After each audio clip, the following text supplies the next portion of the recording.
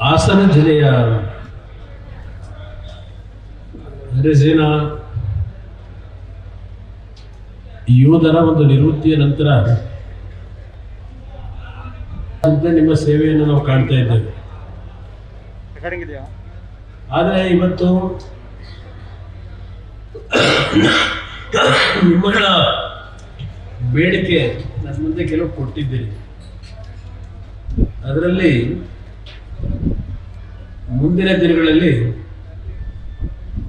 ನಿಮ್ಮ ಈ ಒಂದು ಬೇಡಿಕೆಗಳ ಬಗ್ಗೆ ವರ್ಷಗಳಿಂದ ನಿಮ್ಮ ಬೇಡಿಕೆ ಏನಿದೆ, ಈಗಾಗಲೇ ಕರ್ನಾಟಕ ರಾಜ್ಯ ಸರ್ಕಾರ ಒಂದು ಸರ್ಕಾರದ ನಡವಳಿಕೆಯನ್ನ ಗೆಜೆಟ್ ನೋಟಿಫಿಕೇಶನ್ ಮಾಡಿದ್ರು. ಆದರೆ ಪುನಃ ಅದನ್ನ ನಿವೃತ್ತ ಯೋಧರು ನೀವೆಲ್ಲ ಸೇರಿ ಬಹುಶಃ ರಾಜ್ಯದಲ್ಲೇ ಮೊದಲನೇ ಒಂದು ಭವನವನ್ನ ನೀವೆಲ್ಲರೂ ಶ್ರಮ ವಹಿಸಿ ಅತ್ಯಂತ ಒಂದು ಉತ್ತಮವಾದ ಕಟ್ಟಿದ್ದೀರಿ. ಈ ಒಂದು ಉದ್ಘಾಟನಾ ಸಮಾರಂಭದಲ್ಲಿ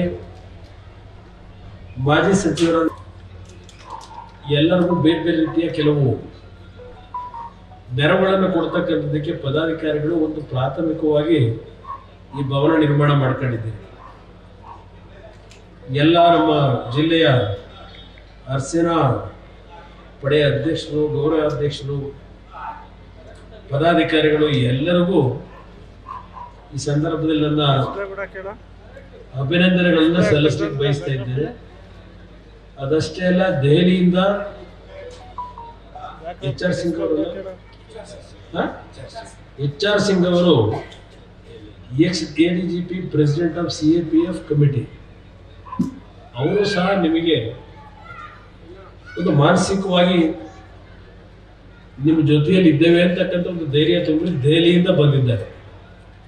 ಅವ್ರಿಗೂ ವಿಶೇಷವಾಗಿ ನನ್ನ ಅಭಿನಂದನೆಗಳು. ದೇಶದಲ್ಲಿ ನಮ್ಮ ಅರಸೇನಾ ಯೋಧರು ಮತ್ತು ನಮ್ಮ ರಕ್ಷಣಾ ಇಲಾಖೆಯಲ್ಲಿರ್ತಕ್ಕಂಥ 3 ವಿಭಾಗದ ಸೈನಿಕರು,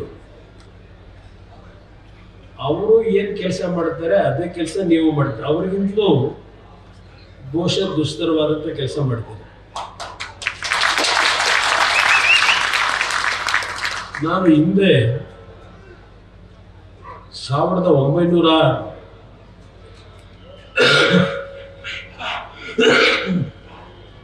1996 ದೇಶದ ಪ್ರಧಾನಮಂತ್ರಿಗಳಾಗಿ ಸನ್ಮಾನ್ಯ ದೇವೇಗೌಡರು ಅಧಿಕಾರ ವಹಿಸಿಕೊಂಡಿದ್ದರು. ಆ ಸಂದರ್ಭದಲ್ಲಿ ಜಮ್ಮು ಕಾಶ್ಮೀರ ಇರ್ಬೋದು, ರಾಜಸ್ಥಾನ ಇರ್ಬೋದು, ನಮ್ಮ ನಾರ್ತ್ ಈಸ್ಟರ್ನ್ ಸ್ಟೇಟ್ಗಳಿರ್ಬೋದು, ಅಲ್ಲಿ ನಮ್ಮ ಅರಸೇನಾ ಯೋಧರು ಮಾಡ್ತಕ್ಕಂಥ ನಮ್ಮ ಗೃಹ ಇಲಾಖೆಯಲ್ಲಿ ಎಷ್ಟು ಒಂದು ನನ್ನ ಅಭಿಪ್ರಾಯ. ಇವತ್ತು ನಮ್ಮ ಅರಸೇನಾ ಯೋಧರ ನಿವೃತ್ತರ ಕುಟುಂಬದ ಎಲ್ಲ ನನ್ನ ತಾಯಂದಿರು, ಮಕ್ಕಳು ಎಲ್ಲರೂ ಈ ಸಭೆಯಲ್ಲಿ ಭಾಗವಹಿಸಿದ್ದೀರಿ. ನಿಮ್ಮ ಕುಟುಂಬದ ಸದಸ್ಯರು ಜೀವನದ ಒಂದು ವೃತ್ತಿಗೆ ಇಂಥ ಒಂದು ದುಸ್ಸಾಹಸದ ಕೆಲಸಗಳಿಗೆ ಹೋಗ್ತಕ್ಕಂಥದ್ದೇನಿದೆ, ನಿಮ್ಮ ಕುಟುಂಬದ ತಾಯಂದಿರು, ಜನ್ಮ ಕೊಟ್ಟಂತ ತಂದೆ ತಾಯಂದಿರು ಮತ್ತು ಅವರ ಧರ್ಮಪತ್ನಿಯರು, ಮಕ್ಕಳು, ಪ್ರತಿನಿತ್ಯ ನೀವು ಇಲ್ಲಿ ಒಂದೊಂದು ಕ್ಷಣವನ್ನು ಕಳೆಯಬೇಕಾದ್ರೆ ನಿಮ್ಮ ಕುಟುಂಬಗಳ ಪರಿಸ್ಥಿತಿನೂ ಏನಿದೆ ಅಂತಕ್ಕಂಥದ್ದು ನಾನು ಅರ್ಥಕೊಂಡಿದ್ದೇನೆ. ನಿಮ್ಮ ನೋವುಗಳನ್ನು ಅರ್ಥ ಮಾಡ್ಕೊಂಡಿದ್ದೇನೆ. 8 ವರ್ಷ 10 ವರ್ಷ ಕೆಲಸ ಮಾಡಿರ್ತೀರಿ.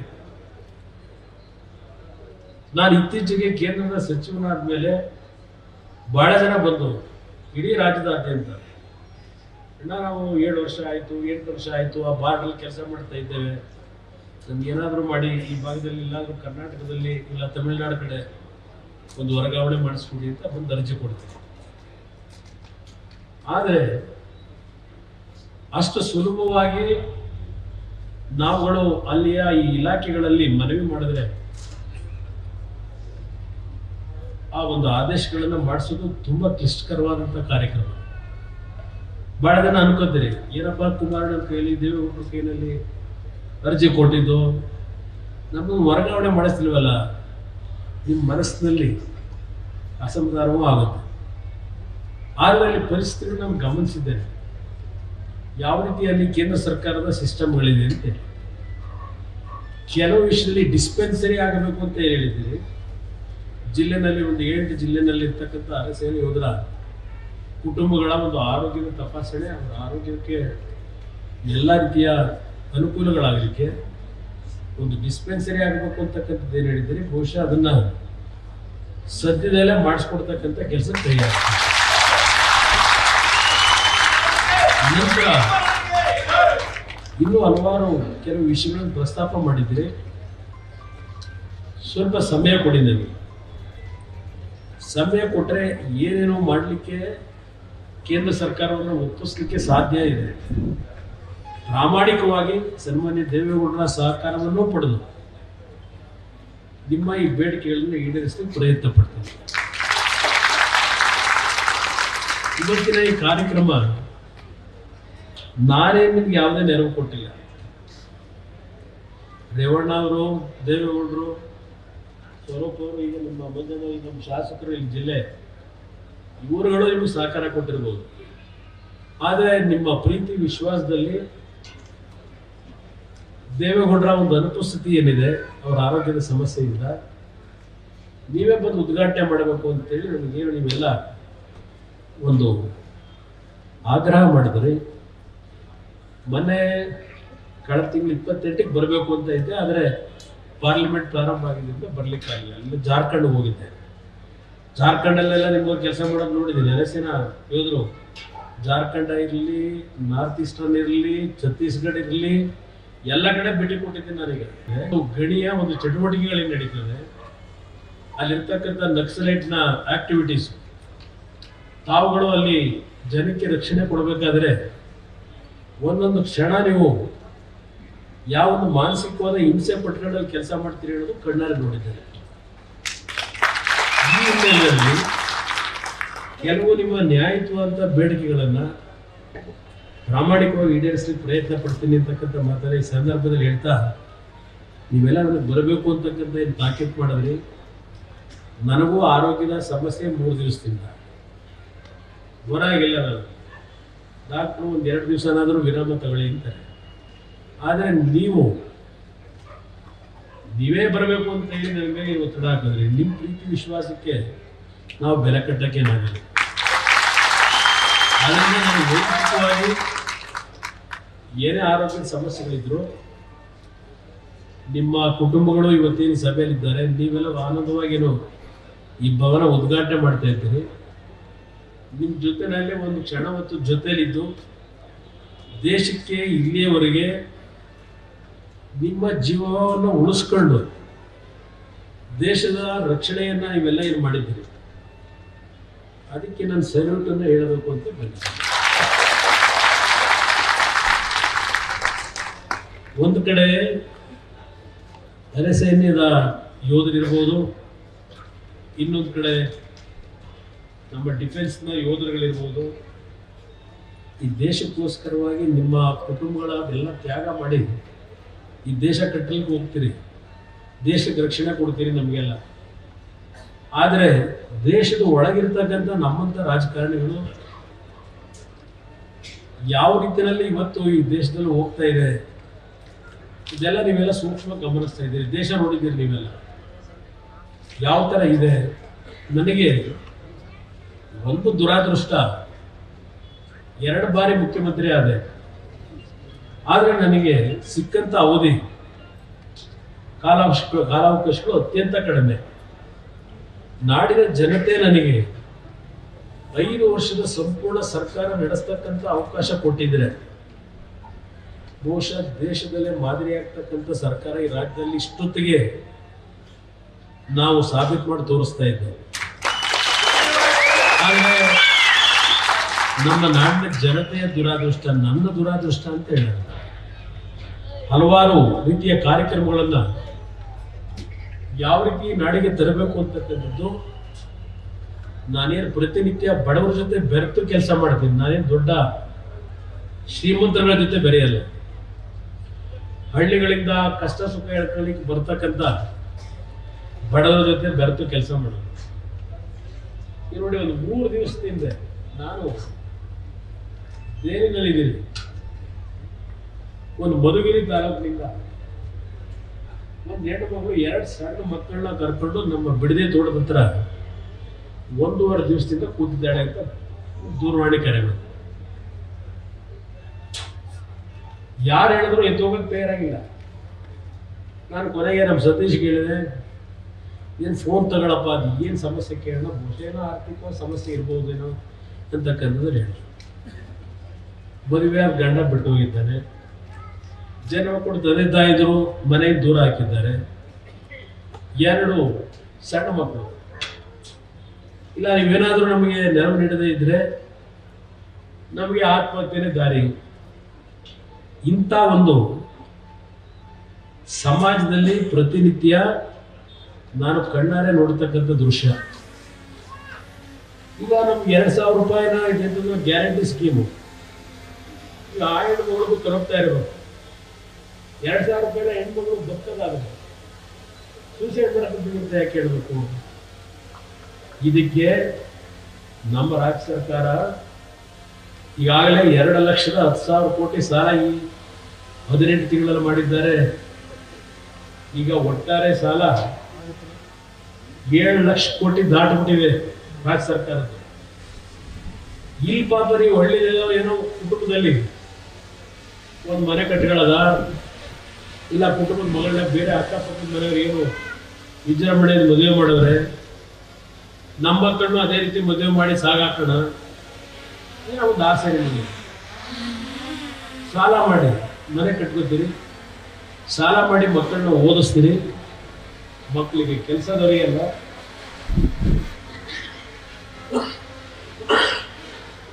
ಇಂಥ ಪರಿಸ್ಥಿತಿಯಲ್ಲಿ ಇವೆಂಥವು ಮೈಕ್ರೋ ಫೈನಾನ್ಸು